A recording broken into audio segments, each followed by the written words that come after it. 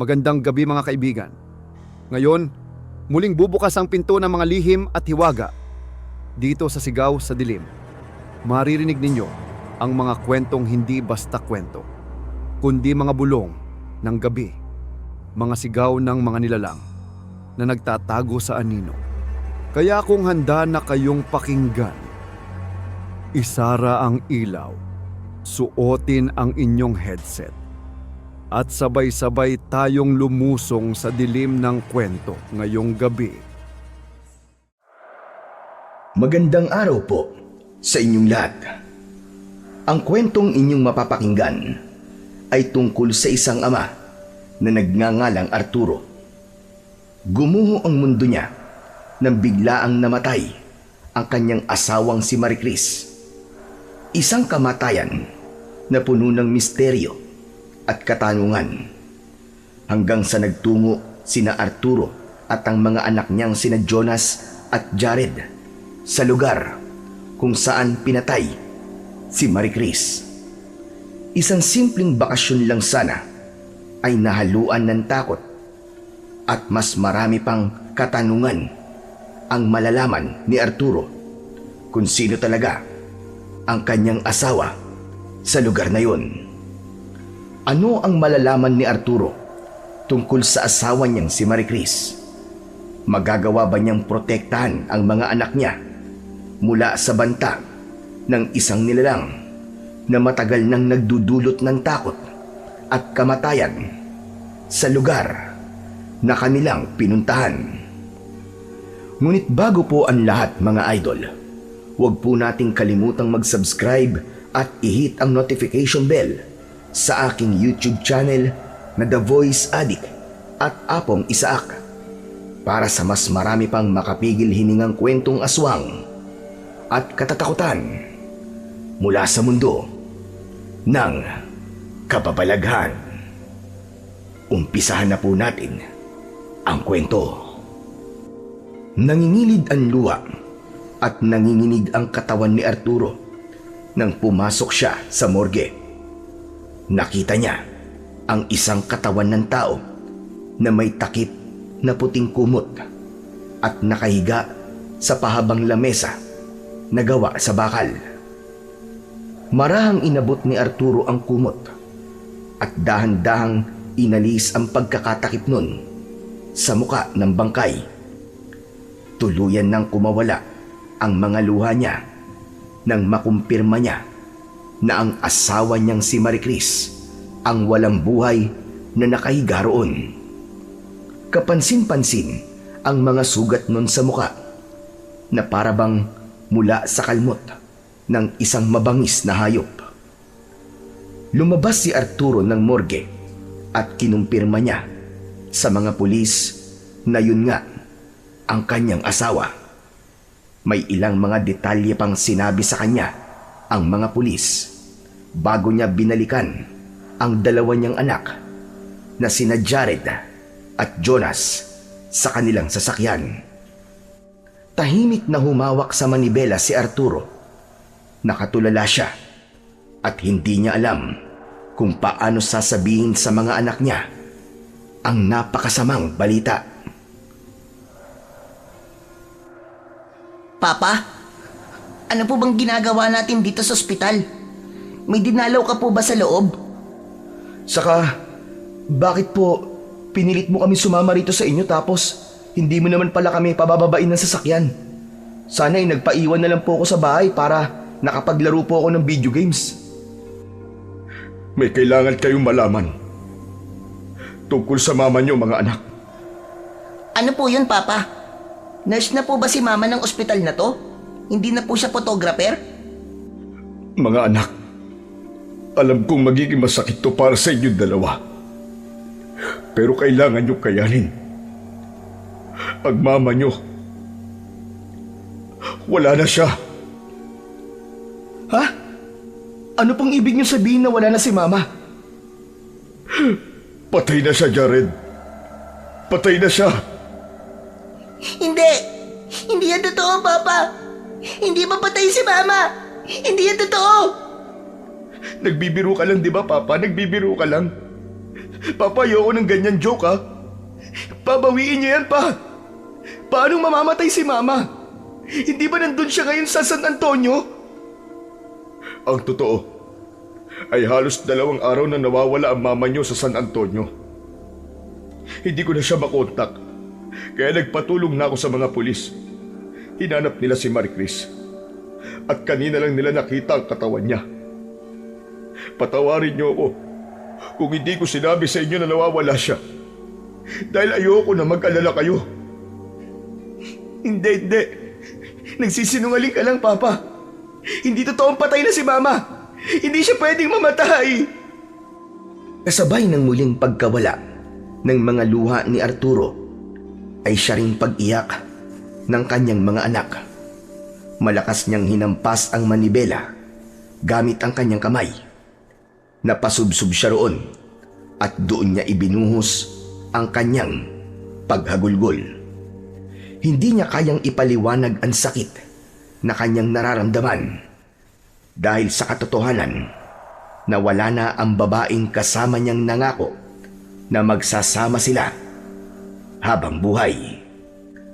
Nagdesisyon si Arturo na 2 gabi lang iburol ang labi ng kanyang asawa na si Maricris sa kanilang bahay.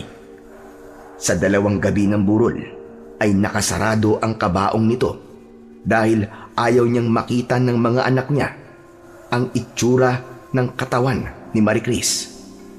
Matapos yun ay inilibing na nila ang bangkay. Hanggang sa sandaling yun ay ramdam na ramdam niya na hindi pa rin makapaniwala ang 2 niyang anak sa nangyari sa nanay ng mga ito. Pagka-uwi nila sa bahay mula sa sementeryo ay pumasok kagad si Jared sa kwarto nito, habang si Jonas naman ay tumabi kay Arturo sa pagkakaupo sa sofa. Papa, hindi na po ba talaga natin makakasama si Mama? Makakasama pa natin siya, anak. Darating ang oras na makikita ulit natin siya kapag nasa heaven na tayo. Kapag nandun na tayo, ay hindi na tayo magkakahiwalay kahit kailan. Hindi po ba kapag nasa heaven na po tayo ay patay na rin po tayo nun? Ibig pong sabihin ay matagal pa po bago natin siya makakasama. Jonas, anak, palagi mong tatandaan na kahit hindi natin nakikita ang mama mo, ay palagi natin siyang kasama. Sigurado ako na nandito lang siya sa paligid. Eh di kung ganun po, ghost na po pala si Mama. Mapait na napangiti si Arturo. Alam niya na mahirap para kay Jonas na maintindihan ng lahat, lalo na't 9 na taong gulang pa lamang ang bata. Dito ka muna, anak, ha? Kakausapin ko lang ang Kuya Jared mo. Tumayo si Arturo at kumatok siya sa kwarto ni Jared. Nang nakailang katok na siya, ay hindi yun binuksan ng panganay niyang anak. Kaya kinuha na niya ang duplicate key. Binuksan niya ang pinto ng kwarto ni Jared at saka siya pumasok. Naabutan niya si Jared na hawak ang picture ni Maricris. Umiiyak si Jared. Mabilis na dumapa si Jared sa kama pagkakita nito sa ama niyang si Arturo. Di ka ba marunong kumatok pa? Bakit pumapasok ka na lang sa kwarto ko nang hindi nagpapaalam? Kanina pa ako kumakatok, pero hindi mo naman binubuksan. Gusto lang kitang i-check kung okay ka lang. Talaga? Sa tingin mo ba okay ako? Matapos nang nangyari kay Mama? Hindi ganyan ang ibig ko sabihin, Jared. Ang gusto kong mangyari ay mas lalo tayong magkabuklod-buklod dahil sigurado ko na yun ang gusto ng mama nyo. Bakit kung kailan wala na si Mama ay saka ka lang nagkaroon ng pakialam sa gusto niya, Papa? Bakit hindi mo yung ginawa nung buhay pa siya? Hindi ba ang gusto niya ay gamitin mo ang tinapos mo sa college para magkaroon ka ng trabaho na may malaking sweldo? Kung sinunod mo lang sana ang gusto ni Mama, ay hindi siya mapipilitang magtrabaho kasi sapat ang perang kinikita mo para sa ating lahat. Kung sinunod mo lang sana ang gusto ni Mama, malamang buhay pa siya hanggang ngayon. Hindi na nagawang pigilan pa ni Arturo ang kanyang sarili at nasampal niya si Jared. Wala kang karapatang pagsalitaan ako ng ganyan. Ano ba sa tingin mo? Ginusto kong mamatay ang nanay niyo, ganun ba? Lumabas ka na sa kwarto ko pa. Ayoko muna makipag-usap sa kahit na sino. Lalo na sa inyo. Natigilan si Arturo nang makita niya ang namumulang pisngi ni Jared.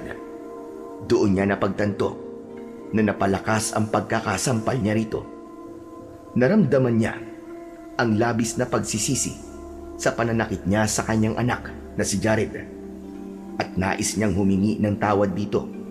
Pero naisip niya na sarado pa ang isip ni Jared sa lahat ng bagay. Kaya naman, mas pinili na niyang lumabas ng silid nito. Pagsapit ng gabi, ay mas lalong naramdaman ni Arturo ang lungkot at pangungulila sa kanyang namayapang asawa. Alam niya na simula sa gabi na yon ay kailangan niya ng sanayin ang sarili na hindi na niya ito makakatabi sa pagtulog. Isang photographer ng mga ligaw na hayop si Marie Chris. Inilalagay nito sa exhibit ang mga nakukuha nitong litrato at kumikita ito sa ganung paraan. Kaya madalas ay nagpupunta sa mga liblib na lugar ang kanyang asawa. Pero ang pinaka-paborito nitong puntahan ay ang baryo ng San Antonio. Ayon kay Marie Chris, ay maraming mga ligaw na hayop sa kagubatan ng San Antonio. Bumangon si Arturo mula sa pagkakahiga. Kinuha niya ang larawan ng kanyang asawa na si Marie Chris na nasa picture frame. Marie Chris, asawa ko. Bakit mo naman ako iniwan kagad? Hindi ko alam kung kaya ko bang mabuhay nang wala ka. Paano na mga anak natin? Kailangan ka nila eh. Hindi ko sila kayang gabayan gaya ng paggabay mo sa kanila.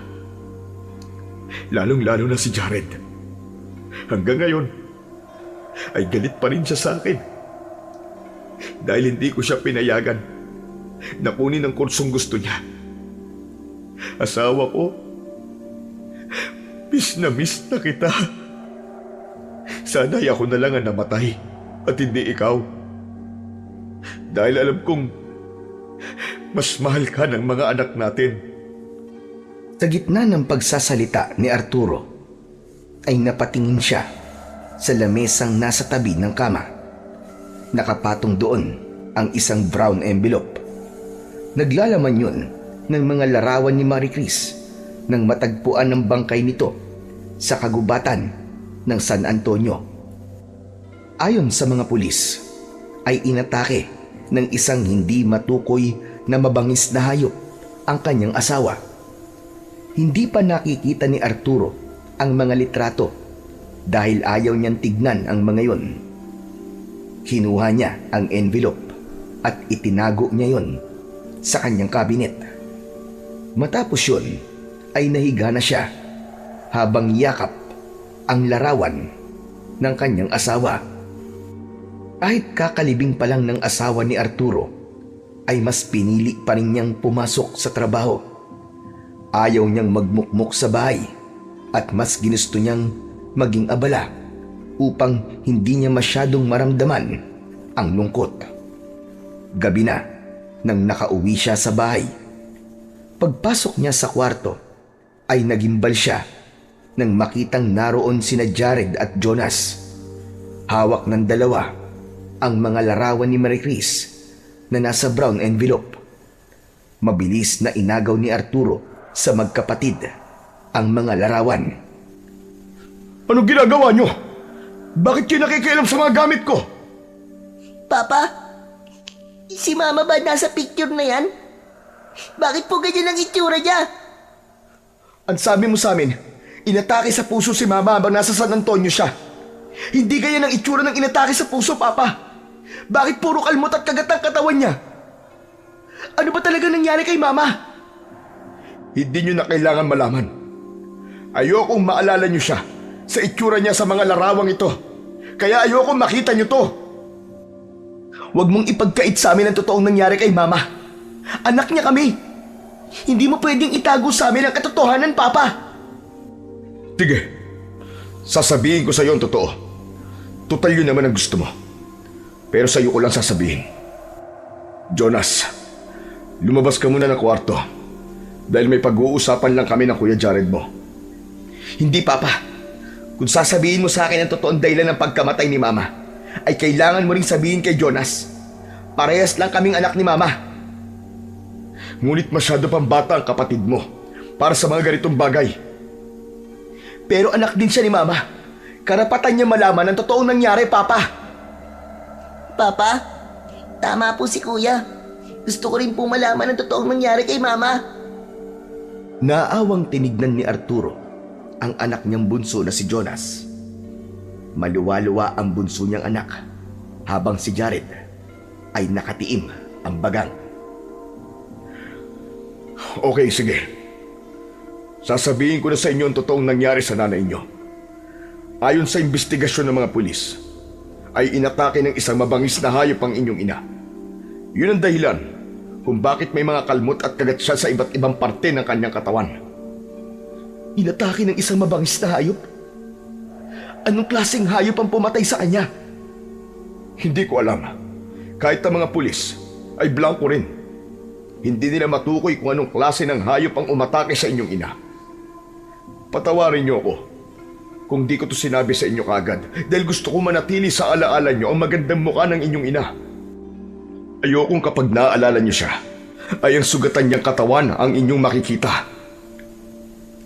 Pero Papa naman, sana naisip mo rin na kailangan namin malaman ang totoo. Baka naman may hindi ka pa sinasabi sa amin. Lubos-lubusin mo na at sabihin mo na sa amin ngayon, Papa. Wala na. Wala na akong inililihim sa inyong dalawa. Lahat ng dapat niyong malaman ay sinabi ko na sa inyo ni Jonas. Sana nga. Sana nga nagsasabi ka ng totoo, Papa. Sana nga'y wala ka ng tinatagong sikreto sa amin ni Jonas. Jonas, tara na. Maglaro muna tayo ng video games. Hinawakan ni Jared sa kamay ang kanyang nakababatang kapatid na si Jonas at magkasamang lumabas ang dalawa ng kwarto ni Arturo. Nanghihina naman na napaupo si Arturo sa gilid ng kanyang kama. Isinubsob niya ang kanyang muka sa kanyang mga palad. Labi siyang nasasaktan sa kung paano siya itrato ng panganay niyang anak na si Jared. Simula kasi nang tutulan niya ang kagustuhan nitong maging isang pulis, ay nag-iba na ang pakikitungo nito sa kanya. Tila nawalan na ng respeto si Jared sa kanya at alam niya na mahihirapan siya na maayos ang relasyon nila ni Jared dahil wala na ang kanyang asawa. Sa mga lumipas na araw ay lalo pang lumayo ang loob ni Jared kay Arturo. Hindi ito lumalapit sa kanya at mas pinipili nitong maging mapag-isa. Kapag kumakain sila, ay laging nakahiwalay ang binata at hindi man lang tumitingin kay Arturo. Lahat ng galit at hinanakit ni Jared ay ramdam ni Arturo sa kilos at sa paraan ng pagtrato nito sa kanya. Ramdam ni Arturo ang bigat ng pagkukulang niya bilang ama. Nakita niyang si Jonas lamang ang natitirang malapit sa kanya, habang si Jared ay tuluyang lumayo na ang loob sa kanya. Isang araw, isang ideya ang naisip ni Arturo. Isang ideya na maaaring sumalba sa relasyon niya sa panganay niyang anak. Habang kumakain sila ng hapunan, ay sinimulan na niyang sabihin kina Jared at Jonas ang bagay na yun. Bago pala kayo matulog, ay mag-impake kayo mga anak. Magbabakasyon tayo. Bukas ng umaga tayo aalis. Talaga po, Papa? Saan po tayo pupunta? Ang totoo, hindi ko pa alam eh. Siguro, Maghahanap tayo ng magandang beach. Hindi ba? Matagal mo nang hinihiling sa akin na magpunta tayo sa dagat. O tamang-tama, kasi wala kayong pasok sa school, di ba? Ako naman ay nung nakaraan pa nag-leave sa trabaho. Pero kung may gusto kayong puntahan, pwede kayong mag-suggest sa akin, sabihin nyo lang. Bakit naman nagdidesisyon ka na hindi man lang kami tinatanong ni Jonas kung gusto namin yung bakasyon na sinasabi mo, Papa? Kuya, gusto ko magbakasyon. Oh, narinig mo naman ang sinabi ni Bunso, Jared. Gusto niya magbakasyon. Eh ako, tinanong mo ba ako? Saka naisip mo ba talagang magbakasyon kahit 1 linggo pa lang simula nang mamatay si Mama? Magsasaya tayo kahit kamamatay lang niya, ganun ba? Hindi ito pagsasaya. Ito ang naisip kong paraan para maging malapit tayo sa isa't isa. Lalo na ako sa iyo, Jared. Alam ko na simula nang hindi kita pinayagan na maging isang pulis, ay lumayo na ang loob mo sa akin. Ayoko namang habang buhay tayong ganito, anak. Gusto ko, bilang tatay nyo, ay magkaroon tayo ng maayos na relasyon bilang mag-ama. At sa tingin nyo, maayos ang relasyon natin ng dahil sa isang bakasyon? Napakababaw naman ang tingin mo sa akin na makukuha mo ako sa ganyang bagay. Hindi sa ganun, anak. Hindi mababaw ang tingin ko sa'yo. Naisip ko lang na kapag nasa bakasyon tayo ay wala tayong magagawa kundi ang mag-usap. Marami tayong dapat pag-usapan. Alam mo yan, Jared. Kailangan natin itong ayusin bago pa ito tuluyang lumala. At hindi pwedeng hindi kayo sasama. 3 tayong magbabakasyon. 1 week siguro tayo o baka mas tumagal pa. Wow! So sapilitan pala to. Wala na pala kaming magagawa. Hindi mo man lang ako binigyan ng pagkakataong magdesisyon para sa sarili ko. Kuya, Papa, pwede bang wag na kayong mag-away? Di ba po, ang sabi ni Mama, ay masamang mag-away lalo na kapag kumakain tayo? Sabi ni Mama, lalayo raw po ang blessing sa atin. Anak, hindi kami nag-aaway ng kuya mo. Nag-uusap lang kami. Okay, sige. Pumapayag na ako magbakasyon tayo. Pero may lugar akong gustong puntahan. Anong lugar yan, Jared? Sa San Antonio. Gusto kong pumunta tayo ron. Ano? Bakit doon? Bakit gusto mo magpunta sa lugar na yon? Walang magandang puntahan doon. Pero bakit palaging bumabalik dun si Mama nung buhay pa siya? Dahil doon siya nakakakita ng mga hayop na bihirang makita ng mga tao. Nandun ang trabaho niya. Basta, Papa, sa San Antonio ko gustong magbakasyon. Kung hindi ka papayag, ay hindi ako sasama. Kayo na lang dalawa ni Jonas ang magbakasyon. Dito na lang ako sa bahay. Matama na tinignan ni Arturo si Jared. Nakita niya ang kaseryosohan sa mukha ng binata. Ramdam niya na kung hindi pagbibigyan ang gusto nito, ay hindi talaga ito sasama sa kanila. Hindi maaaring hindi sumama si Jared dahil naisip niya ang bakasyon na yon ay para makapag-usap silang dalawa at subukang maging malapit muli sa isa't isa. Okay, sige. Pumapayag na ako sa gusto mo, Jared. Magpupunta tayo sa San Antonio. Pero hindi tayo magtatagal doon. Siguro magkakamping lang tayo ron ng 1 gabi at aalis rin tayo para maghanap ng ibang lugar na mas maganda. Okay na ba yun sa'yo? Tumango lang si Jared at ipinagpatuloy nito ang pagkain. Habang si Arturo ay nagtataka kung bakit gustong mapuntahan ni Jared ang lugar kung saan binawian ng buhay si Marie Chris. Kinabukasan ng umaga ay abala na sina Arturo sa pagsasakay ng mga dadalhin nila sa kanilang kotse para sa 1 linggo nilang bakasyon. Nang masiguro na nila na wala silang nakalimutan, ay sumakay na sila sa kotse. Si Arturo ang nagmaneo. Nasa tabi niya si Jonas, habang si Jared ay mag-isa sa backseat, habang may nakasalpak na malaking headphone sa magkabilaan nitong tenga. Maitanong ko lang, Jared. Bakit gusto mong magpunta tayo sa San Antonio? Walang nakuwang sagot si Arturo mula sa kanyang anak na si Jared. Pagtingin niya Sa rearview mirror ay nakita niya na may headphone pa rin ito. Inutusan niya si Jonas na kalabitin si Jared at doon lang inalis ni Jared ang headphone. Jared anak, pwede bang wag ka na muna mag-headphone? Mag-usap muna tayo. Ano naman pag-uusapan natin, Papa? Kahit ano. Saka tinatanong kita kung bakit gusto mo magpunta sa San Antonio. Wala lang. Gusto ko lang mapunta ng lugar kung saan huling nakitang buhay si Mama. Gusto kong malaman kung bakit mahal na mahal ni Mama ang lugar na yon. Ako din po, Papa. Gusto ko po makapunta sa San Antonio. Palagi pong kinikwento sa akin ni Mama na marami pong kakaibang hayop doon. Kaya nga po, dinala ko ang telescope ko eh. Baka may makita po ko doon ng mga cute na animals. O sige, kukuha tayo ng tour guide doon na tutulong sa atin na makakita ng mga kakaibang hayop. Sinulyapan ni Arturo si Jonas at ninitian niya ito. Isang malalim na paghinga ang pinakawalan ni Arturo. Ang totoo, kung siya ang masusunod, ay ayaw talaga niya na magpunta sila sa San Antonio.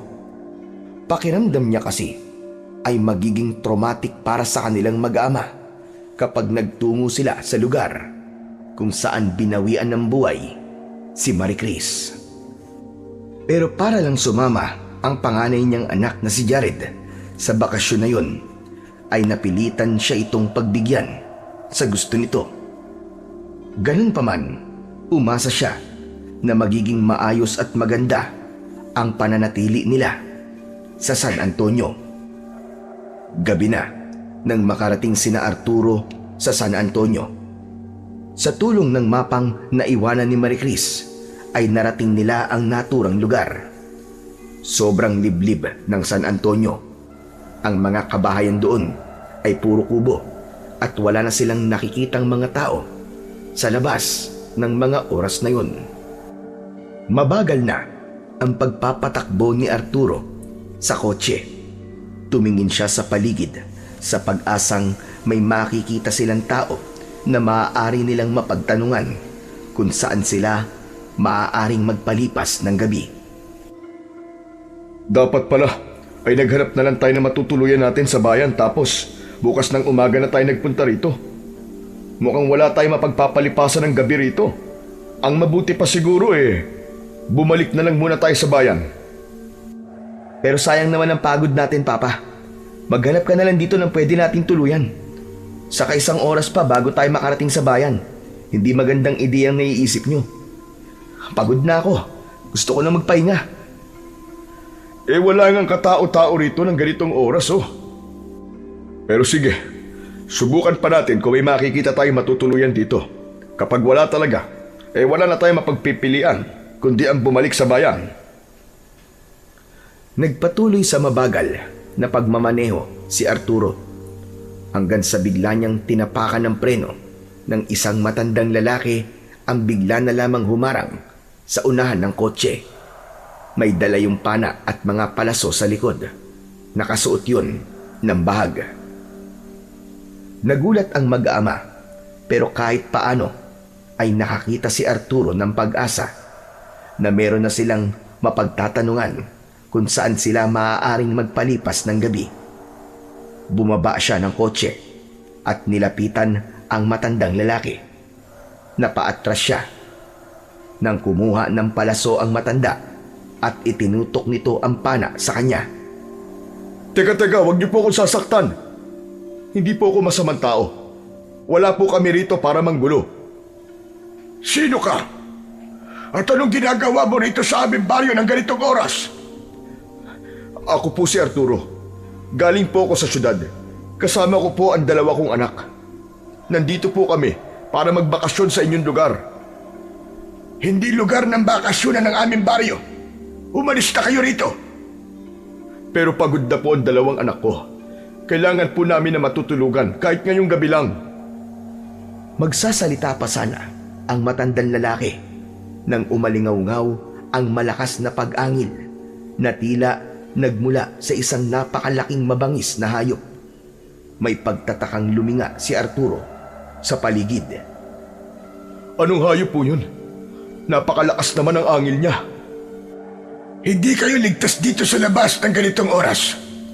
Sumunod kayo sa akin at doon na muna kayo magpalipas ng magdamag sa aking kubo. Naku, maraming salamat po. Sumakay na rin po kayo sa kotse namin at ituro nyo na lang kung nasaan ang bahay nyo. Hindi ako sumasakay sa ganyang uri ng sasakyan. Sundan nyo na lang ako. Madali. Sige po, kung yan po ang gusto nyo. Muling sumakay si Arturo sa kotse habang ang matandang lalaki ay nagsimula ng naglakad. Kapansin-pansin ang paglinga ng matanda sa paligid na parabang meron yung kinatatakutan. Papa, sino po yung matandang lalaki? Hindi ko alam, pero nag-offer siya na dun muna tayo magpalipas ng gabi sa bahay niya. Sigurado ka ba mapagkakatiwalaan natin siya? Tingnan mo, may dala pa siyang pana. Sa tingin ko, normal sa tao rito ang may dalang pana dahil maraming hayop sa paligid. Siguro isa siyang mangangaso. Saka mukhang mapagkakatiwalaan naman siya eh. Makalipas ang ilang sandali, ay huminto ang matandang lalaki sa harapan ng isang kubo na nakatayo sa malawak na bakuran. Inihinto na rin ni Arturo ang kanyang sasakyan. O sige na, huwag niyo nang dalhin ang lahat ng gamit niyo dahil aalis din tayo bukas ng umaga. Dalhin niyo lang ang mga kailangan niyo sa pagtulog. Tanging jacket lamang ang dinala ni Arturo nang bumaba siya ng sasakyan. Nang bumaba na rin sina Jonas at Jared, ay sumunod sila sa loob ng kubo ng matandang lalaki. May tamang laki ang kubo. Tanging gasera ang pinagmumulan ng liwanag doon. Agad na isinarado ng matanda ang pinto. Maraming salamat po sa pagpapatuloy niyo sa amin. Ito po pala ang mga anak ko, si Jared at si Jonas. Kayo po, Tatang. Ano pong pangalan niyo? Tinatawag ako sa lugar na to sa pangalan na Apong Agani. Ako ang namumuno rito sa San Antonio. Kahit mga dayo kayo sa aming lugar, ay responsibilidad ko pa rin siguraduhin ang inyong kaligtasan. Kaya papatuloyin ko kayo sa aking bahay. Ipaglalatag ko kayo ng banig upang makapagpahinga na kayo. Tumalikod si Apong Agani at sinimulan na nito ang pag-aayos ng higaan ni na Arturo. Iginala ni Arturo ang mga mata sa kabuuan ng kubo. May mga bagay doon na hindi niya maunawaan kung para saan. May mga bungo ng iba't ibang uri ng hayop na nakasabit sa dingding. Sa isang sulok ay may mga bote na may laman na tila langis na may nakababad na mga pinatuyong daon. Nang matapos na si Apong Agani sa pag-aayos sa higaan, ay humiga na roon sina Arturo. Papa, ang tigas po ng higaan. Sumasakit po ang likod ko. Pagtiisan mo na lang muna, bunso. Hayaan mo. Bukas kapag nag-camping tayo, ay malambot na ang hihigan mo. Dahil nagdala ko ng kutsyon. Sige na, matulog ka na. At alam kong pagod ka sa biyahe natin. Hindi nagtagal ay nakatulog na sina Jared at Jonas, habang si Arturo ay gising na gising pa rin. Hindi siya dinadalaw ng antok. Wala siyang ideya kung dahil ba yun sa namamahay siya o dahil sa pakiramdam niya na may kakaiba sa paligid. Napansin ni Arturo na simula nang lumabas si Apong Agani kanina ay hindi pa yun bumabalik. Tinignan niya ang oras sa kanyang relo at nalaman niya na 1:00 na ng madaling araw. Maingat na bumangon si Arturo. Lumabas siya at hinugot sa bulsa ang isang pakete ng sigarilyo at lighter. Nagsindi siya ng isa. Pagbuga niya ng usok sa hangin ay nagulat siya nang marinig ang boses ni Apong Agani sa kanyang likuran. Anong ginagawa mo rito sa labas? Pumasok ka na. Hindi ba't sinabi ko na hindi ligtas sa labas ng ganitong oras? Nakakagulat naman po kayo. Pasensya na po pero hindi po kasi ako makatulog eh. Namamahay po siguro ako. Pero bakit pala delikado rito sa labas kapag ganitong oras, Tatang? May mababangis po bang hayop na gumagala rito? Sana nga ay mabangis na hayop lang ang gumagala rito. Teka, ano pong ibig niyo sabihin? Wala. Huwag ka nang maraming tanong at sundin mo na lamang ang sinabi ko. Sige na, pumasok ka na sa loob. Tatapusin ko lang po ito sigarilyo ko tapos papasok na rin ako. Muling narinig ni Arturo ang pag-alingaw-ngaw ng malakas na angil ng isang hayop. Talaga palang maraming mababangis na hayop dito. Ano pong hayop yung kanina pa nating naririnig? Hayop? Iniisip mo bang hayop ang gumagawa ng ingay na yon? Opo. Bakit po ba? May iba pa po bang pwedeng gumawa ng ganong ingay? Wala kang alam sa lugar na ito. Bakit, Tatang? Ano ho bang dapat malaman sa lugar na to? Hindi mo na kailangan malaman. Tutali aalis din naman kayo kagad dito. Ang mabuti pa ay pumasok ka na sa loob ng bahay at matulog. Mas makabubuti yun sa'yo kesa nandito ka sa labas. Kayo po, hindi po ba kayo matutulog? Huwag mo na lamang pakialaman ang aking ginagawa. Sige na, pumasok ka na. Naglakad palayo si Apong Agani, dala ang pana at palaso nito. Nais sana yung sundan ni Arturo, pero sinunod na lang niya ang sinabi ng matanda. Naisip niya na baka magalit ito sa kanya kapag hindi niya sinunod ang sinabi nito. Kaya matapos manigarilyo ay bumalik na si Arturo sa loob ng kubo. Humiga na siya sa tabi ng mga anak niya at pinilit niyang matulog. Ang malakas at sunod-sunod na tilaok ng manok sa labas ng kubo ang gumising kina Arturo. Pagsapit ng umaga, lumabas si Arturo at nakita niya si Apong Agani na nagpapatuka ng mga alaga nitong manok sa gilid ng kubo. Magandang umaga po sa inyo, Apong Agani. Magandang umaga rin. Kumusta ang tulog niyo kagabi? Maayos naman po. Napakalamig po pala rito sa lugar nyo kapag gabi. Ang sarap po ng tulog ko. Para po kami naka-aircon. Napapaligiran kasi ang San Antonio ng mga bundok at malalawak na kagubatan. Kaya malamig ang klima rito. Napakaswerte nyo po at nakatira kayo rito sa ganito kagandang lugar. Kapag tumanda na ako, sa ganitong lugar ko gustong manirahan. Yung wala na akong gagawin, kundi ang pagmasdan ng napakagandang tanawin sa aking paligid. Oo nga pala, bago kayo umalis, ay saluhan niyo muna akong mag-almusal. Niluluto ko lang ang nilagang saging. Kung kailangan niyong gumamit ng banyo, ay nasa likod ng kubo ang palikuran. Meron dong balon at doon kayo kumuha ng tubig. Hindi nagtagal ay magkakasalo na nag-almusal sina Arturo, Apong Agani at sina Jared at Jonas.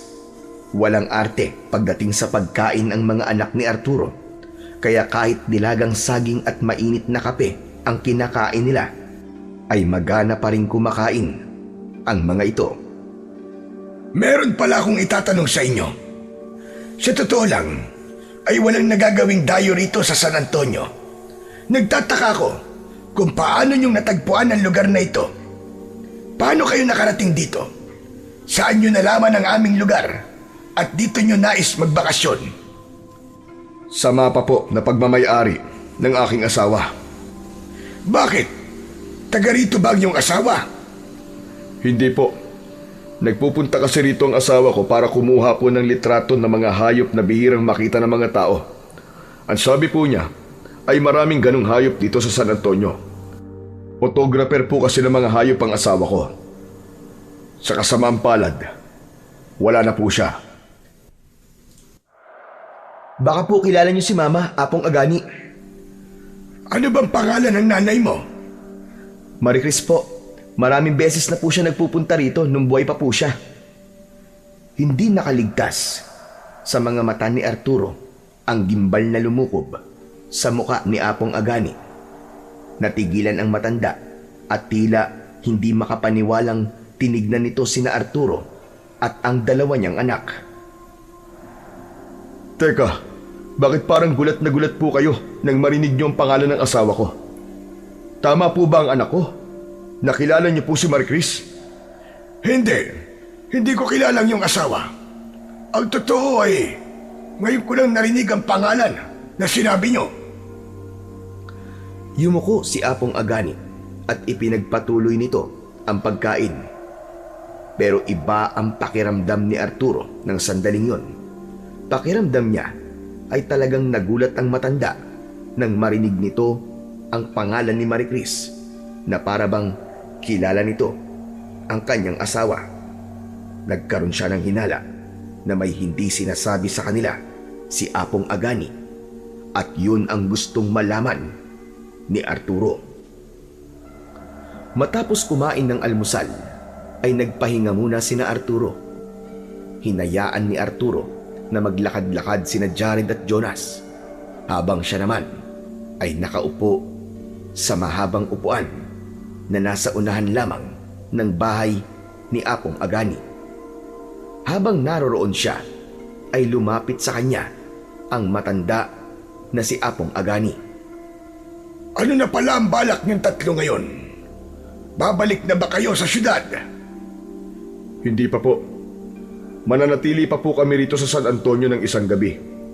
Gusto po kasi ng mga anak ko na makakita ng kakaibang hayop sa gubat. Kaya mamayang gabi ay magkakamping po kami sa gubat. Magpapakamatay ba kayong tatlo? At naisip niyong gawin yan? Magpapalipas kayo ng gabi sa gubat? Oo po. Ginagawa po namin yun dati pero sa ibang lugar. Ang pagkakamping, ang banding namin noon ng aking mga anak, pati ng aking asawa. Sa ibang lugar ay pwede niyong gawin yan. Pero dito sa San Antonio ay hindi. Mapanganib ang kagubatan tuwing gabi at paniguradong mapapahamak lamang kayo. Bakit po? Ano po ba talaga ang meron sa lugar na to? Kagabi ko pa po napapansin na parang may hindi kayo sinasabi sa amin. Gusto mo ba talagang malaman? Sige. May aswang dito sa San Antonio. Isang aswang na maaaring pumatay sa iyo at sa mga anak mo kung itutuloy mo yung binabalak niyong gawin.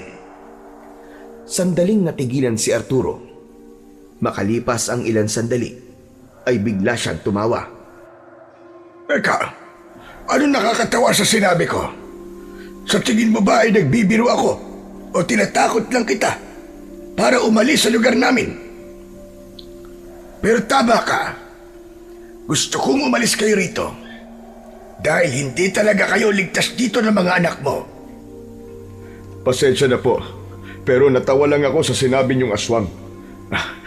Apong Agani, moderno na po ang panahon ngayon. Wala na pong naniniwala sa aswang sa panahong ito. Ibang-iba ka sa asawa mo si Maricris. Sa bagay, hindi ka lumaki sa lugar na to, kaya ganyan ang iyong paniniwala. Sinasabi ko na nga ba, tama ang kutob ko. Kilala niyo nga ang asawa ko, Tatang. Ngayon, Apong Agani, sabihin niyo sa akin kung bakit sinabi mo kanina na hindi mo kilala si Maricris. Gayong sa bibig mo na mismo nang galing, nakilala mo siya. Nang sandaling yon, ay si Apong Agani naman ang natigilan.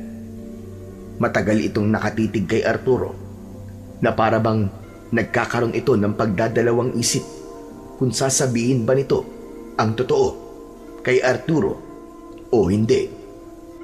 Sa totoo lang, ayoko magpunta talaga sa lugar na to, pero ang mga anak ko may gusto na dito kami magbakasyon.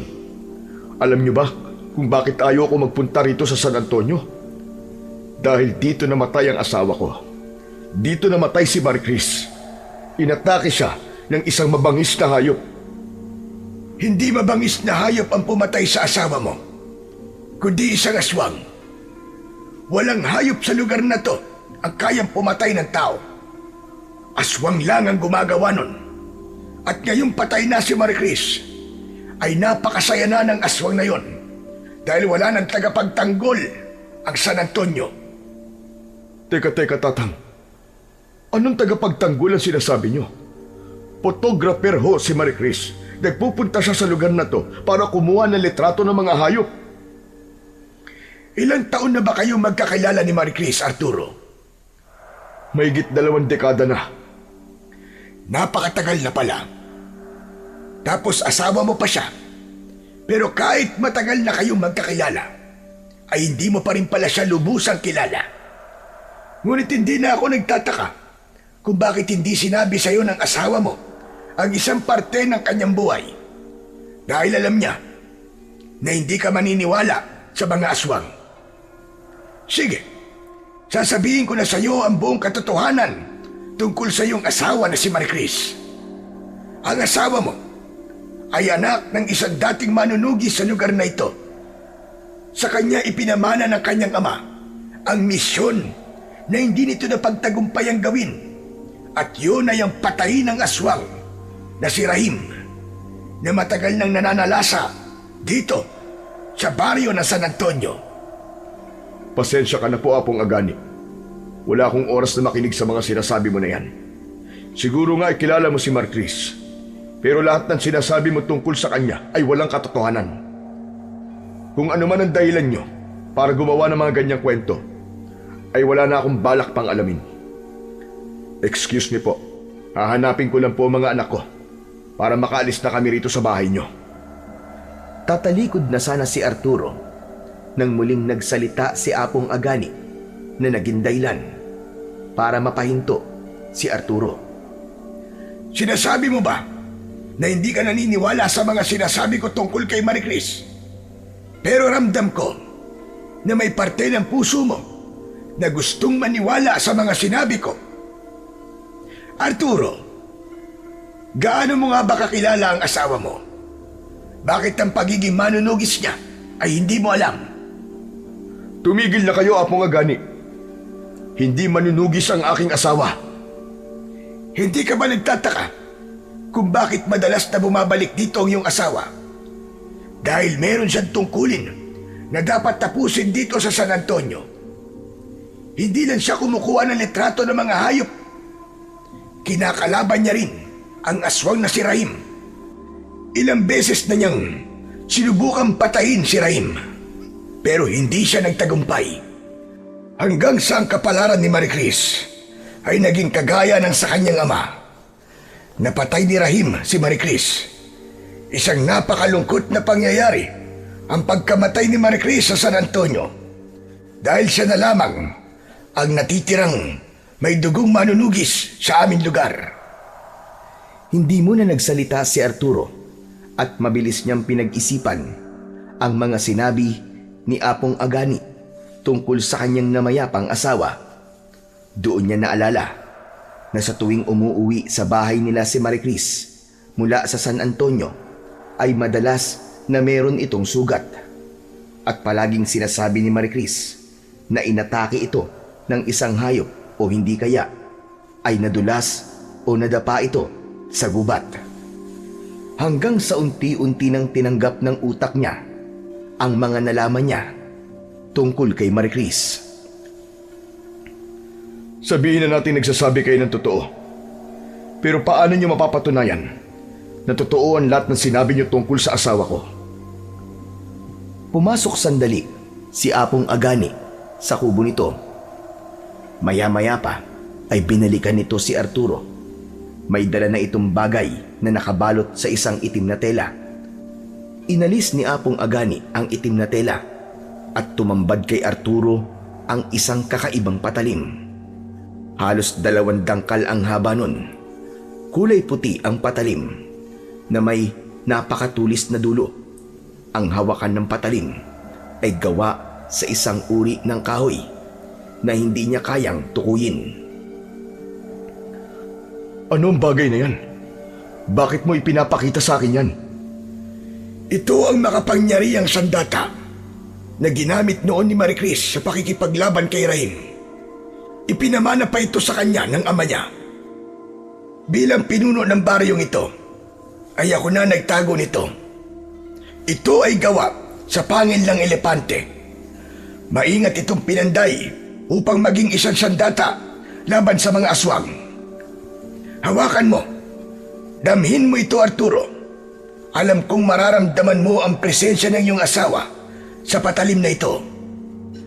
Nanginginig ang mga kamay na kinuha ni Arturo ang kakaibang patalim. Malamig ang pakiramdam nun sa kanyang mga palad. Napapikit siya at kumawala ang luha sa kanyang mga mata. Biglang pumasok sa isip niya ang kanyang asawa na si Maricris. Nakita niyang muli ang mga ngiti nito.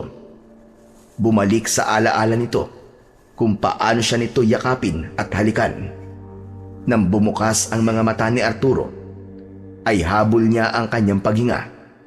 Napagtanto niyang totoo ang sinabi ni Apong Agani dahil nasa patalim nga na yon ang presensya ni Maricris.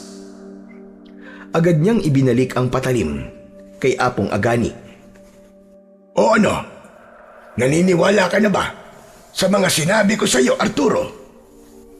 Hindi ko po alam. Naguguluhan pa rin ako. Nagtataka lang ako kung bakit inilihim ni Maricris ang bagay na yan sa amin ng mga anak niya. Gaya ng akin sinabi, baka inisip niya na hindi kayo maniniwala sa kanya. Maaari rin na naisip niya na baka matakot kayo sa kanya o kaya nais lang niya kayong protektahan. Kung ano man ang dahilan ni Maricris, ay tanging siya lamang ang nakakaalam. Nang sandaling yon ay dumating na sina Jared at Jonas. Bakas sa muka ng dalawa ang tuwa. Lumapit si Jonas kay Arturo. Oh, mga anak, nandiyan na pala kayo. Kumusta ang pag-iikot nyo ng Kuya Jared mo dito sa San Antonio? Ang ganda po pala rito, Papa. May nakita po kaming batis dun po sa may dulo ng baryo. Tapos, napakadami pong isda. Sayang po at hindi ko po dala yung pamingwit ko. Nanghuli po sana kami ni Kuya ng mga isda sa batis. Sumakay na kayo ng kuya mo sa kotse at aalis na tayo. Hindi po ba pwedeng magstay pa po tayo rito? Hindi ba magkakamping pa tayo? Baka abutin na naman tayo ng dilim. Mahihirapan na tayo mag-set up ng tent kapag ganun. Sige na, sabihan mo na ang kuya mo na aalis na tayo. Sumakay na kayo sa kotse at ako na ang bahalang kumuha ng mga gamit natin. Sumunod si Jonas sa sinabi ng kanyang ama na si Arturo.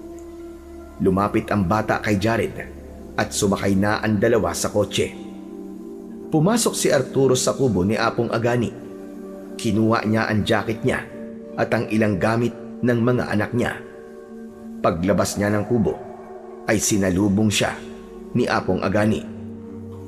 Huwag mong sabihing itutuloy niyo pa rin ang pagtungo sa gubat sa kabila ng mga sinabi ko sa iyo. Yun po ang ipinunta namin dito sa San Antonio. Isang gabi lang naman kami roon at bukas ng umaga ay aalis din kami. Arturo, maraming pwedeng mangyari sa inyo sa isang gabi. Huwag mong ilagay sa panganib ang buhay niyo ng mga anak mo.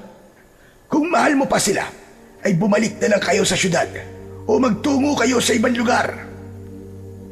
Pero gusto po ng mga anak ko na mapuntahan ang lugar kung saan namatay ang nanay nila.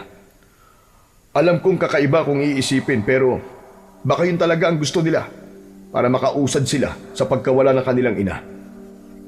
Huwag ka mag-alala, Apong, dahil ako ang bahala sa mga anak ko. Kaya ko silang protektahan.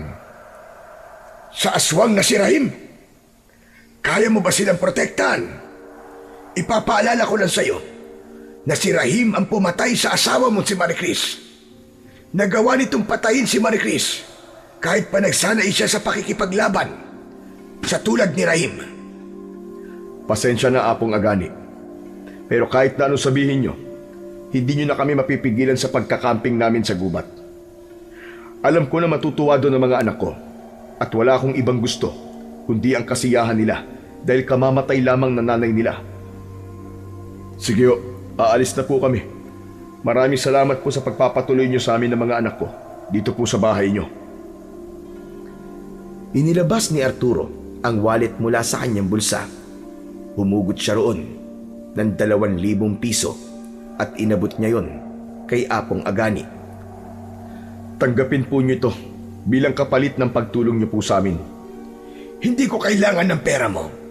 Ang kailangan ko ay makinig ka sa sinasabi ko na huwag na kayong pumunta sa kagubatan. Sige na po, Apong Agani. Tanggapin niyo na po ito. Si Arturo na mismo ang naglagay ng pera sa bulsa ng pantalon ng matandang lalaki.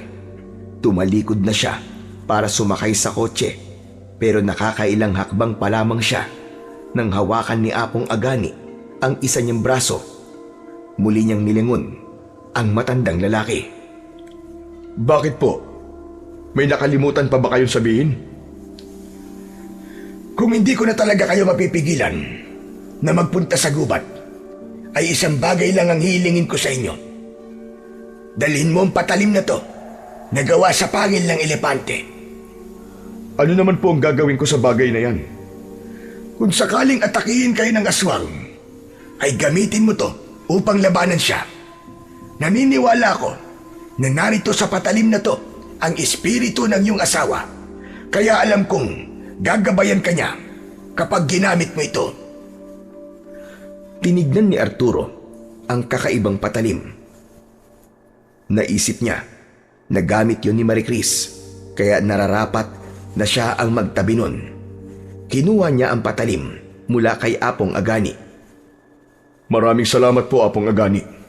Sige ho, mauuna na po kami. Mag-iingat kayo, Arturo. Protektahan mo ang mga anak mo sa abot ng iyong makakaya.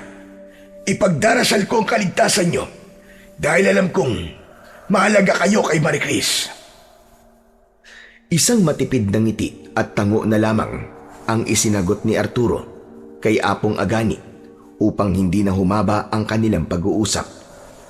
Habang naglalakad palapit sa kotse, ay binalot niya ng mabuti ang patalim gamit ang itim na tela. Pagsakay niya sa kotse, ay inilagay niya sa glove compartment ang patalim. Ano po yung nakabalot sa itim na tela, Papa? Wala. May binigay lang na halamang gamot si Apong Agani. Bakit parang ang tagal niyo po yatang magkausap ni Apong Agani, Papa? Nagtanong lang ako sa kanya ng daan papunta sa gubat. Di ba meron naman tayong mapa? Bakit kailangan mo pang magtanong sa kanya? Nagtanong lang ako sa kanya, baka may alam siyang shortcut. Pero wala pala, kaya sundin na lang natin kung ano nasa mapa. Jonas, excited ka na bang mag-camping? Opo, Papa. Ang tagal na rin po nating hindi nakakapag-camping eh. Saka gusto ko na rin po makakita ng iba't ibang mga hayop sa gubat. Ngumiti si Arturo kay Jonas. Sinulyapan niya sa rearview mirror si Jared na nakatingin sa labas at tila wala ng interes na magsalita. Binuhay na niya ang makina ng kotse at bago niya yon tuluyang paandarin ay sinulyapan niya muna si Apong Agani na nasa labas pa rin ng bahay nito at nakatingin sa kanila. Kapansin-pansin ang labis na pagkabahala sa muka ng matanda, pero hindi niya na yon binigyan ng pansin. Sinundan ni Arturo ang direksyon na nasa mapang dala nila. Dahil sa meron silang sasakyan, ay narating na nila ang bukana ng kagubatan sa San Antonio nang wala pang isang oras. Ipinasok niya sa gubat ang kotse, pero naging makipot na ang daan. Kaya wala na siyang nagawa kundi ang ihinto yun. Hanggang dito na lang ang kaya ng sasakyan natin, mga anak. Hindi na tayo makakapasok pa. Magtulong-tulong na lang tayo sa pagdadala ng mga gamit. Pero ako na ang bahala sa mabibigat. Yung magagaan na lang ang dalhin yung dalawa. Naunang bumaba ng sasakyan si Arturo. Binuksan niya ang trunk ng kotse at isa-isa niyang inilabas ang mga gamit nila. Kinuha niya ang mabibigat at hinayaan niyang sila Jonas at Jared ang magdala ng magagaang mga gamit. Habang naglalakad ay nakita nila ang kagandahan ng kagubatan. Napakaraming matataas na puno sa paligid. Halata sa lugar na hindi yun gaanong napupuntahan ng mga tao, hanggang sa nakakita sila ng isang maluwag na bahagi ng gubat kung saan hindi masyadong siksikan ang mga puno. Dito na lang tayo magtayo ng tent. Mas patagan lupa rito kumpara sa mga dinaanan natin kanina. Inilapag na nila ang kanilang mga gamit at sinimulan na nilang buuin ang tent. Nang maayos na ang kanilang tent, ay inilabas na ni Arturo ang portable gas tube at nagsimula na siyang magluto ng pagkain. Sa kabilang banda, nanatiling malamig ang kilos ni Jared. Nakaupo yun sa malaking ugat ng puno at nakatingin sa kawalan na parabang wala itong ganang kumilos. Nilapitan ni Arturo si Jared. Umupo siya sa tabi nito pero biglang tumayo si Jared. Mabilis na hinawakan ni Arturo ang braso ng panganay niyang anak. Sandali lang, Jared. Pwede ba mag-usap tayo? Hindi ba ginagawa natin ang bakasyon na to para makapag-usap tayong dalawa? Ikaw lang ang may gustong gawin yan, Papa. Pero ako wala. Magpapahinga na muna ako sa loob ng tent. Tawagin niyo na lang po ako kapag kakain na. Hinayaan na lamang ni Arturo si Jared na umalis sa tabi niya.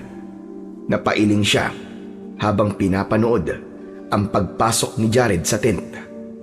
Huminga siya ng malalim at ipinagdasal niya na sana ay maging bukas na ang puso ni Jared para pag-usapan ang isyu nilang mag-ama. Pagkatapos kumain ng mag-aama, ay naisipan nila na maglakad-lakad sa kagubatan. Dala ni Jonas ang telescope nito at kapag may nakikita itong gumagalaw, ay agad nito yung tinitignan gamit ang telescope. Tuwang-tuwa naman si Jonas kapag may nakikita itong hayop na malayang naninirahan sa kagubatan na yon. Habang naglalakad, ay kinuha ni Arturo ang pagkakataon na yon para kausapin ang anak niya na si Jared. Siguro naman ay masaya ka na kasi nandito na tayo sa paboritong lugar ng mama mo. Hindi nakapagtataka na naging paborito niya ang San Antonio. Napakaganda rito at napakatahimik. Maganda at tahimik nga, pero dito naman siya namatay. Sayang at hindi natin nagawang magpunta sa lugar na to nung buhay pa ang nanay niyo. Hindi ba? Ilang beses na natin siyang niyaya na isama tayo rito pero ayaw niya. Ewan ko ba, pero parang sinasadya ni Mama na huwag tayo magpunta rito sa San Antonio. Dahil sa sinabing yun ni Jared, ay naalala niya ang mga sinabi sa kanya ni Apong Agani tungkol sa asawa niyang si Maricris. Napagtanto niya na kaya ayaw silang isama roon ni Maricris ay dahil baka malaman nila ang totoo nitong ginagawa sa San Antonio. Papa, kuya, tingnan niyo oh. May ilog oh. Saan? Aba, oo nga no. Napakalinis ng tubig. Gusto niyo bang maligo? Opo, Papa. Tuwang-tuwa na lumusong sa tubig si Jonas. Sumunod dito si Jared at naglaro ang dalawa habang si Arturo ay masayang pinagmamasdan ng kanyang mga anak habang nakaupo sa bato na nasa gilid ng ilog. Biglang naluwa si Arturo nang naalala niya ang kanyang asawa. Sigurado siya na kung kasama nila ito ng sandaling yun, ay mas magiging masaya ang kanilang pamilya. Maricris, sana'y gabayan mo ko sa ating mga anak. Sana'y mawala na ang galit ni Jared sa akin. Huwag kang mag-alala dahil gagawin ko ang lahat para magkaayos kaming dalawa. Papa, anong ginagawa mo dyan? Maligo ka na rin po. Ang sarap ng tubig, ang lamig. Sige lang anak, mag-enjoy lang kayo dyan ng kuya mo. Babalik lang ako sa camp natin at kukunin ko yung camera. Dapat ay makunan ko kayo ng litrato para meron kayong souvenir. Jared, ikaw na muna ang bahala kay Jonas ha. Mag-iingat kayo. Tumangulang si Jared bilang tugon. Tumayo na si Arturo at tinahak na niya ang daan pabalik sa kanilang camping site. Sa kanyang paglalakad ay pinagmasdan niya ang napakagandang kapaligiran. Hindi niya napigilang humanga sa kanyang nakikita. Ngunit hindi rin niya naalis sa utak niya ang katotohanan na sa lugar na yon namatay ang kanyang mahal na asawa. Nang malapit na si Arturo sa camping site, ay saglit siyang napahinto nang may nakita siyang matangkad na lalaking nakatayo sa labas ng kanilang tent. May kalakihan ng katawan ng lalaki at meron yung makapal na bigote at balbas. Sa tansya niya ay magkaedad lamang sila ng lalaki. Nilapitan ni Arturo ang lalaki. Sino ka? Anong ginagawa mo rito? Ikaw yata ang dapat kong tanungin yan. Dahil nakatira ako sa gubat na to. Anong ginagawa mo rito? At sino ka? Ako si Arturo. Kasama ko ang mga anak ko at nagkakamping kami rito. Hindi ko alam na mayroon palang nakatirang tao sa gubat na to. Ako naman si Berto. Nakita ko lang tong tent. Kaya nagtataka ako kung kanino to. Hindi ko rin alam na pinapayagan na pala ang pagkakamping sa gubat na to. Isang gabi lang naman kami rito. Bukas ng umaga ay aalis na rin kami. Tumango-tango ang lalaking nagpakilalang si Berto. Hindi na yun nagsalita at umalis na. Agad na tinignan ni Arturo ang mga gamit nila dahil baka merong nawala roon. Nakahinga siya ng maluwag nang masiguro niya na walang nawawala sa kanilang mga gamit. Kinuha na niya ang kamera at sa kanya binalikan sina Jared at Jonas sa ilog. Pagbalik ni Arturo sa ilog ay kinunan niya ng litrato ang kanyang mga anak. Kumuha rin sila ng litrato na magkakasama silang tatlo. Nakisali na rin si Arturo kina Jared at Jonas sa paliligo sa ilog. Makalipas ang ilang sandali ay bumalik na sila sa camping site dahil nakaramdam na sila ng gutom. Gumawa ng sandwich at nagtimpla ng orange juice si Arturo at yun ang kanilang pinagsaluhan. Matapos kumain ay muli silang naglakad-lakad sa kagubatan upang makakita ng iba't ibang mga hayop. Sinamantala nila na maliwanag pa dahil kapag kumagat na ang dilim ay hindi na nila yun magagawa. Mabilis na lumipas ang mga oras at sumapit na nga ang gabi. Mas naging malamig na ang paligid kaya kumuha na ng tuyong kahoy si Arturo at gumawa na siya ng bonfire. Inilabas na rin niya ang mga hotdog na nakatusok sa stick at barbecue at nagsimula silang mag-ihaw. Habang ginagawa nila yon, ay naisipan ni Arturo na pag-usapan si Maricris. Mga anak, ano pala yung pinaka-namimiss nyo sa mama nyo? Yung pagluluto niya po ng masarap na pagkain, Papa. Ikaw po kasi, hindi ka masarap magluto eh. Pero sinusubukan ko naman, di ba? Kahit na, Papa. Kung hindi po maalat eh, wala naman pong lasa ang luto nyo. Hayaan mo at mag-e-enroll ako sa cooking class para matuto ko magluto. Para hindi ka na nagre-reklamo sa luto ko sa susunod. Eh ikaw naman, Jared. Anong namimiss mo sa mama mo? Marami. Pero isa sa mga namimiss ko sa kanya ay yung pagiging supportive niya sa akin. Yung kapag alam niya na hindi ako mapapahamak sa gagawin ko at alam niya na gusto ko, ay hahayaan niya lang ako. Jared, kung gusto mo talaga maging pulis ay hahayaan na kita. Pinapayagan na kita sa gusto mo na maging alagad ng batas. Tumutol ako nun sa bagay na yan dahil natatakot ako sa maaaring mangyari sa'yo kapag naging pulis ka na. Hindi ba sabi nila nasa hukay daw ang kalahating katawan ng isang pulis? Pero napagtanto ko na hindi kita pwedeng diktahan kung ano ang gusto mo maging dahil may sarili ka ng pag-iisip. Patawarin mo ko, anak, kung naging hadlang ako sa pangarap mo. Kung sinasabi mo lang yan para magkaayos tayo ay okay lang. Tatapusin ko na lang ang kursong kinukuha ko ngayon. Bukal sa loob ko ang pagsasabi nito, anak. Hindi ko to sinasabi para maging maayos tayo, kundi dahil may bagay lang akong na-realize nang mawala ang nanay nyo. At yun ay ang hayaan kayo sa inyong gusto habang nakagabay ako sa inyo ng kapatid mo. Biglang tumahimik ang tatlo matapos yung sabihin ni Arturo.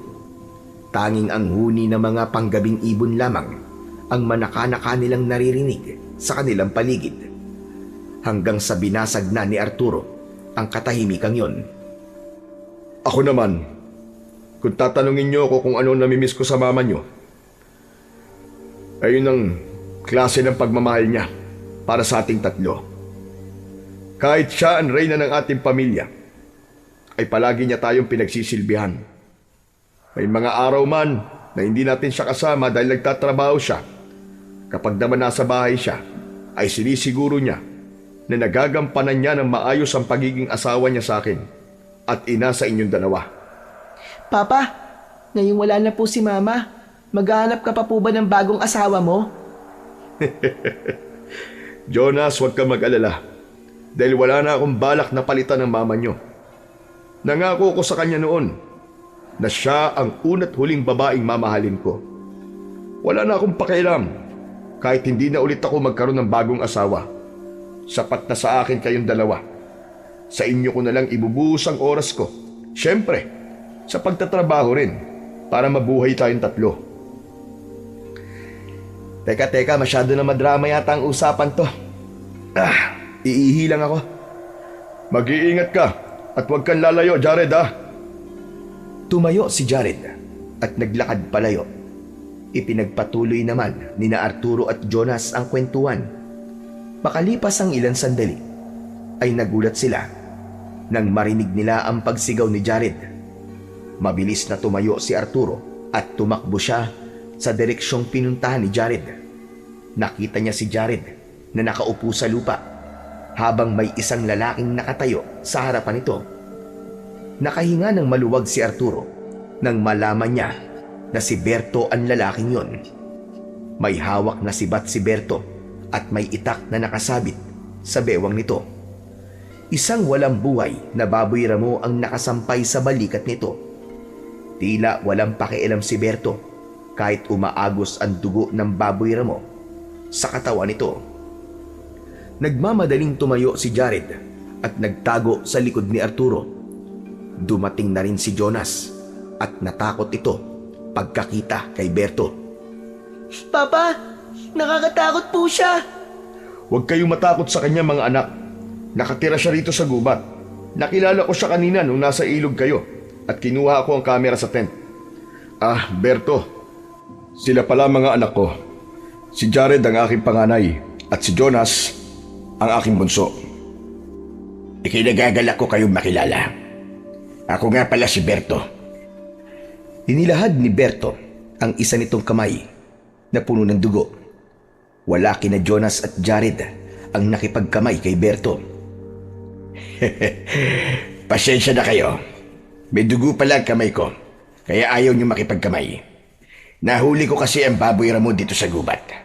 Ang pangangaso kasi ang bububuhay sa akin. Ang mabuti pa, ay saluhan mo kami sa pagkain, Berto. Meron kaming hotdog at barbecue. Masyado yung marami para sa amin tatlo. Tara na! Sumama na si Berto kina Arturo nang bumalik sila sa kanilang camping site. Kahit hindi komportable si Arturo na may dalang patay na hayop si Berto, ay hinayaan niya itong samahan sila bilang nakatira ito sa gubat na yon. Naupo na silang apat sa paligid ng bonfire. Inilapag ni Berto ang walang buhay na baboy ramo sa tabi nito at nagsimula na silang kumain. Kuya Berto, bakit niyo po pala pinatay yung baboy ramo? Hindi po ba kayo naawa sa kanya kasi baka po may pamilya siya na naghihintay sa kanya na umuwi po sa bahay nila? Jonas anak, mangangaso ang Kuya Berto mo. Ganyan talaga ang ginagawa niya. Para lang din siyang nagkakatay ng baboy sa palengke. Ang kaibahan nga lang, siya mismo ang humuhuli sa kakatayin niyang hayop. Tama ang tatay mo. Pero minsan, kailangan natin pumatay para mabuhay. Ang ibig sabihin ni Berto ay trabaho niya yan. Walang masama sa ginagawa niya kasi ligaw na hayop naman ang hinuhuli niya at hindi naman endangered species ang baboy ramo. Pero si Mama, mahal na mahal po niya ang mga hayop sa gubat na to, di ba? Hindi po niya sinasaktan ng mga yon. Kinukunan pa nga po niya ng magagandang pictures eh. Iba kasi ang trabaho ng mama mo kay Kuya Berto mo, anak. Anong sinabi mo, Jonas? Kumukuha ng litrato ng mga hayop ang nanay mo sa gubat na to. Opo, photographer po siya ng mga hayop na bihirang makita ng mga tao. Ginagawa niya po yon para makita ng mga tao na nasa ibang lugar ang mga hayop po dito sa San Antonio. Kaya lang po, wala na po siya ngayon eh. Anong ibig mong sabihin wala na siya? Patay na po si Mama. Dito po siya namatay sa gubat na to. Kaya po kami nagpunta rito. Ang sabi po ni Papa, pinatay po ng mabangis na hayop si Mama kasi puro kalmot at kagat ang katawan niya. Pasensya ka na, Berto ah. Masyado talaga madaldal ang anak ko eh. Jonas, pumasok ka na sa tent. Matulog ka na at medyo late na rin. Jared, samahan mo na rin si Jonas. Walang imik na tumayo si Jared at sinamahan nito si Jonas papunta sa tent. Nang sina Arturo at Berto na lamang ang nasa labas, ay isang mahabang katahimikan ang namagitan sa kanilang dalawa. Totoo ba ang sinabi ng bunso mong anak? Pinatay ng mabangis na hayop ang asawa mo sa gubat na ito. Sa totoo lang, ayokong ikwento ang bagay na yan sa ibang tao. Pero wala na akong magagawa kasi nasabi na sa'yo ng anak kong si Jonas. Yun ang lumabas sa investigasyon ng mga pulis. Pero hindi nila matukoy kung anong klaseng hayop ang pumatay sa kanya. Nakakalungkot naman ang ganyang pangyayari. Totoo, nakakalungkot talaga. Lalo na't namatay ang asawa ko habang ginagawa niya ang bagay na gustong-gusto niya. Kung hindi mo mamasamain, ano pala ang pangalan ng asawa mo? Marie Chris, yun ang pangalan niya.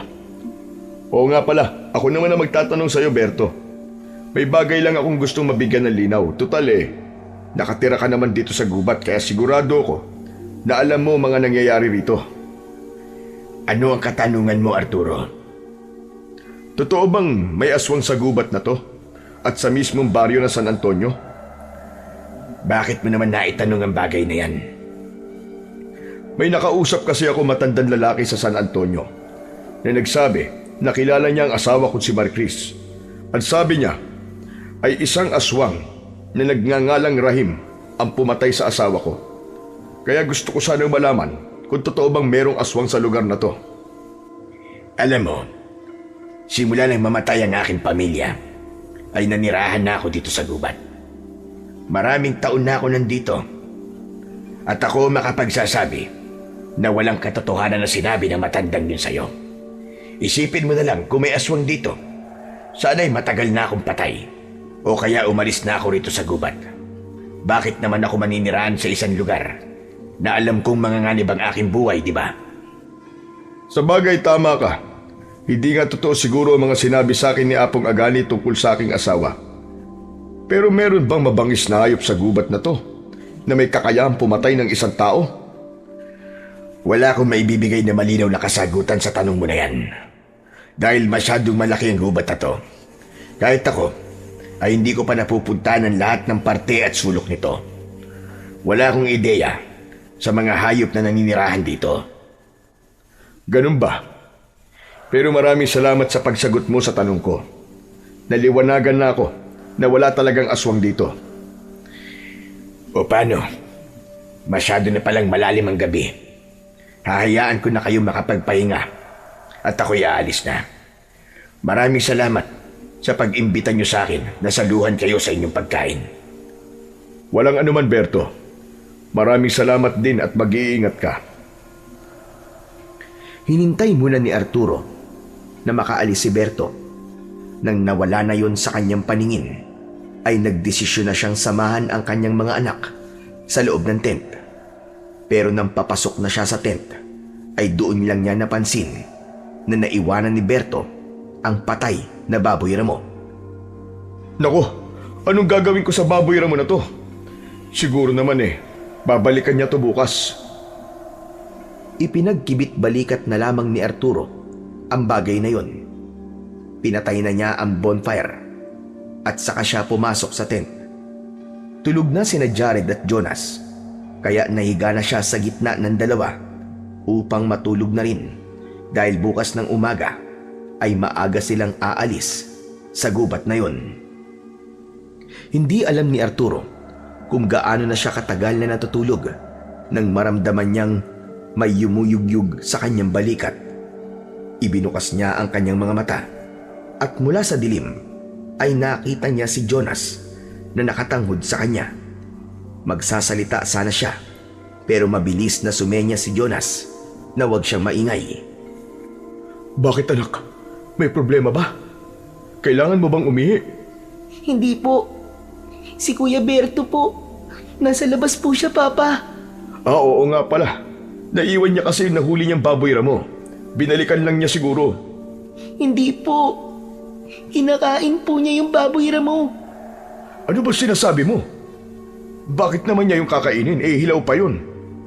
Hindi ko rin po alam, Papa. Natatakot po ako sa kanya. Parang may mali po kay Kuya Berto. Upang masagot ang magulong sinasabi ni Jonas, ay binuksan niya ng konti ang tent at mula roon ay sumilip siya. Dahil sa liwanag ng bilog na buwan, ay nakita niya si Berto na kinakain nga ang patay na baboy ramo. Tila isa yung gutom na hayop habang ninangasab ang bituka ng patay na hayop. Puno na ng dugo ang mga kamay at mukha nito.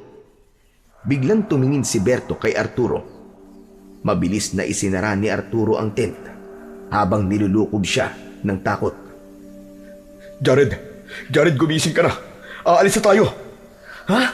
Anong aalis na? Gabi pa, Papa. Bukas ng umaga na lang tayo umalis. Inaantok pa ako eh. Nasa labas si Berto at parang may mali sa kanya. Baka kung anong gawin niya sa atin. Huwag na kayong magdala ng kahit na anong gamit. Ganito ang gagawin natin, mga anak. Kukunin ko ang atensyon ni Berto at saka kayo tumakbo papunta sa kotse. Jared, ikaw ang maghawak ng susi ng kotse. Hintayin niyo ako ron, okay?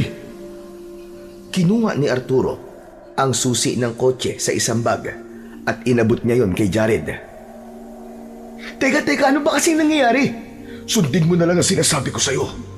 Mauuna akong lumabas ng tent. Tapos, saka kayo sumunod. Isang malalim na paghinga ang pinakawalan ni Arturo. Wala siyang makuwang kahit na anong gamit na pwede niyang gawing sandata dahil lahat ng kutsilyo nila ay nasa labas. Binuksan na ni Arturo ang tent at lumabas na siya. Nakatayo si Berto ilang dipaan layo sa kanila habang ang baboy ramo ay halos gutay-gutay na nasa paanan nito.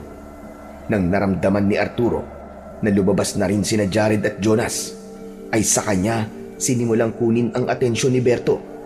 Sa gilid ng kanyang mga mata ay nakita niya na naglalakad na ang mga anak niya papalayo. Berto, ayos ka lang ba? Oo naman. Bakit naman ako hindi magiging ayos? Bakit mo kinakain ang baboy ramo? Hindi yan gawain ng isang normal na tao. Ama ka, hindi nga ito ginagawa ng isang normal na tao. Pero sa kaalaman mo, hindi ako isang tao. Isa akong aswang, Arturo. Ako si Rahim, ang aswang na sinabi sa'yo ni Apong Agani. Nang hilakbot ng husto si Arturo sa revelasyon na yon. At dito nagtatapos ang ating kwento ngayong gabi. Kung nagustuhan ninyo ang karanasang ito, huwag kalimutan ang Sigaw sa Dilim, ang tahanan ng mga kwentong nag-iiwan ng takot at tanong sa inyong isipan. Mag-subscribe, i-like at i-share ang video na ito para mas marami pang marinig ang mga bulong ng dilim. Hanggang sa muli. Ingat kayo sa gabi, sapagkat hindi lahat ng ingay sa dilim ay guni-guni lamang.